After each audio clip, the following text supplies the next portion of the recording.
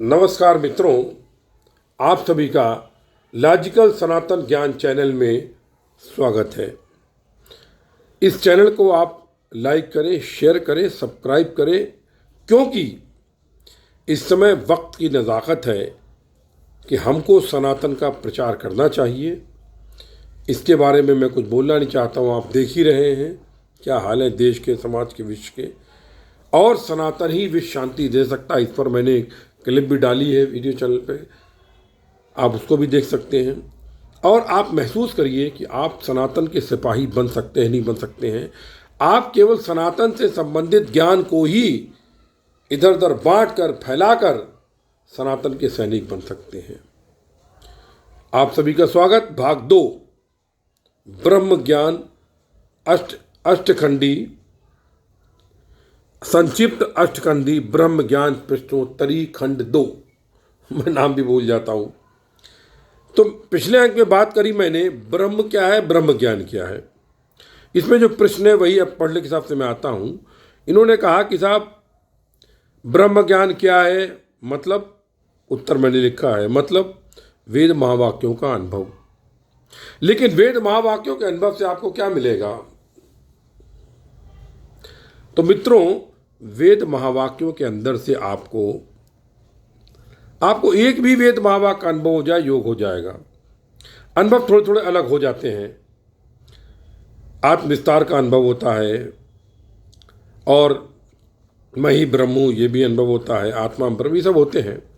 लेकिन आपको वेद महावाक्यों का अनुभव जब होगा तो आप, जो भगवत गीता में भगवान श्री कृष्ण ने कहा है और जो आदि गुरु शंकराचार्य ने कहा है और जो पतंजलि महाराज ने जब अष्टांग योग का, हालांकि योग षष्टांग भी है, सप्तांग भी है, अष्टांग भी है, इस पर बाद में चर्चा करूंगा। लेकिन लेख मेरे ब्लॉग freedhyan.blogspot.com पर दिए हुए हैं कि ये अष्टांग योग तो बहुत नया है। उसके पहले षष्टांग और सप्तांग योग था। उसमें आसन, मुद्रा, ये प्राणायाम, ये आसन, मुद्रा, प्रत्याहार और धारणा, समाधि और प्राणायाम, ये 6 अंग दे करके षष्टांग योग बना था। इसी में फिर तो इन सबका मार्जन करके पतंजलि महाराज ने अष्टांग योग बनाया, 8 अंगों का योग। मतलब वो हम बाद में चर्चा करेंगे, क्योंकि हठ योग का एक छोटा सा भाग है, छोटा सा भाग है, बहुत बड़ा नहीं है, एक मार्ग है केवल। अष्टांग योग तोप नहीं है जो आजकल आप विज्ञापन दे, हाय अष्टांग, हाय अष्टांग, क्योंकि उसके पेट फुलाए पिचकाया जा रहा है। ये पेट फुलाना पिचकाना ना योग होता है और ना है कभी। और जिस तरीके से योग को सत्यानाश करके केवल श्वास से जोड़ दिया गया, अगर पतंजलि महाराज आते होते तो आत्महत्या कर लेते वाशी वृत्त से कूद कर। खैर वो हम बाद में बात करेंगे, आप उनसे कमेंट कर सकते हैं, मैं उसका उत्तर दूंगा। तो मित्रों, भगवान श्री कृष्ण ने कहा कि तुम्हारे अंदर समत्व की भावना आ जाएगी। पहला मतलब, ना कोई छोटा रहेगा ना कोई बड़ा रहेगा। तुम एक संपूर्ण मानव जाति को प्रेम से देखोगे, सभी में अपने को और अपने में सभी को देखोगे, प्रेम करने लगोगे इस जगत से, प्रेम की वास्तविक परिभाषा समझोगे तुम, ये फायदा होगा।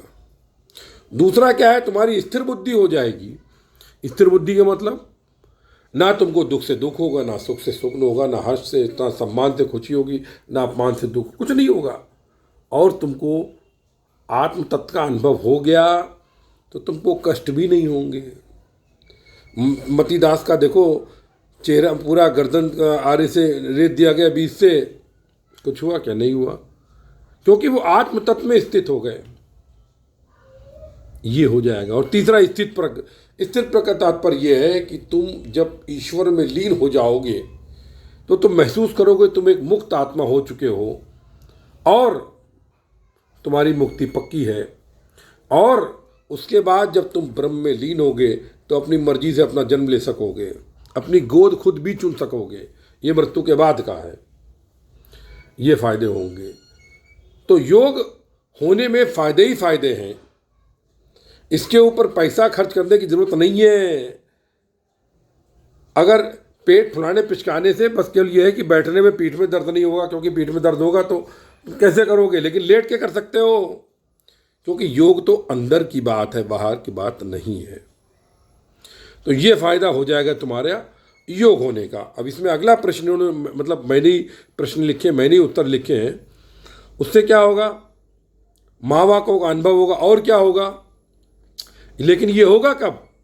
इसमें द्वैत की परिपक्वता के पश्चात जब अद्वैत का अनुभव होता है तो वेद महावाक्य का अनुभव घटित हो जाता है। अगला प्रश्न, परिपक्वता क्या है? द्वैत की परिपक्वता का तात्पर्य क्या है? द्वैत की परिपक्वता का तात्पर्य यह है कि आपको आपके इष्ट के साक्षात दर्शन हो जाते हैं।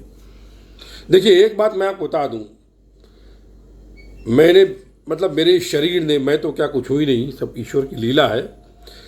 लखनऊ यूनिवर्सिटी से बीएससी किया, HBTI से बीटेक एमटेक किया, और पीएचडी मेरे कई जूनियर इस समय वाइस चांसलर है कई टेक्निकल यूनिवर्सिटीज़ के, और कई लोग डायरेक्टर वगैरह हैं। उन्होंने बोला था, विपुल जी आप केवल पीएचडी का फॉर्म भर दीजिए, आपकी पीएचडी मैं 2 साल में करवा दूंगा, कुछ नहीं करना आपको।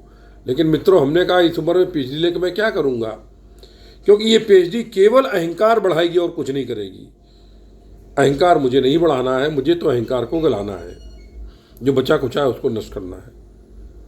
इसलिए पीएचडी नहीं करी। इसलिए जो आप कह रहे हैं कि आप हमारे वेदों में, भगवत गीता में जो जो बातें लिखी हुई हैं, मैं कहता हूं आप एक एक वाक्य का अनुभव कर सकते हैं, बशर्ते पहला तो ये आपका प्रारब्ध होना चाहिए, और दूसरा ये आपके अंदर इच्छा होनी चाहिए, और तीसरा आपकी औकात होनी चाहिए। क्योंकि आप अपनी औकात पहचानते ही नहीं हैं। आप क्या हैं आप पहचानते ही नहीं हैं। आप तो पैसे के पीछे, धन के पीछे, नाम के पीछे, शोहरत के पीछे, इसके पीछे पागलों ऐसे भागते रहते हैं। अरे मैं बता रहा हूँ मित्रों, कलयुग में ईश्वर का साक्षात्कार, ईश्वर का अनुभव इतना आसान है कि पूछिए नहीं। एक जन्म काफ़ी है अगर आप जुट जाइए तो। मुझे लगभग 60 साल का हो गया, 50 साल हो गए मंत्र जप करते हुए, और उस मंत्र जप में क्या क्या दिया है, क्या क्या अनुभव दिए हैं, मैं आपको वर्णन नहीं कर सकता। बताना चाहता हूं लेकिन ताकि आपको प्रेरणा हो और आप भी राम का रस पिए। राम रस क्या होता पता है आपको? अपने सहस्त्र सार से एक नशा टपकता है, और वो ऐसा नशा देता है जो 50 बोतलों में नहीं होता है। आप तो शराब की बोतल टंकारते हैं, पीते हैं और सुबह ओकते हैं, और अपन को तो जरा सा ध्यान लगाते सोचते हैं नशा राम रस का मिल जाता है, और जितना नशा आपको होता है उसका 10 गुना हमको होता है। लेकिन हमको पीना नहीं पड़ता है, आपको पीना पड़ता है। आप जो नशा कर रहे हैं, दारू पी रहे हैं, नशा कर रहे हैं, आप वास्तव में अपने को नष्ट कर रहे हैं। आप अपने आप से दूर भाग रहे हैं।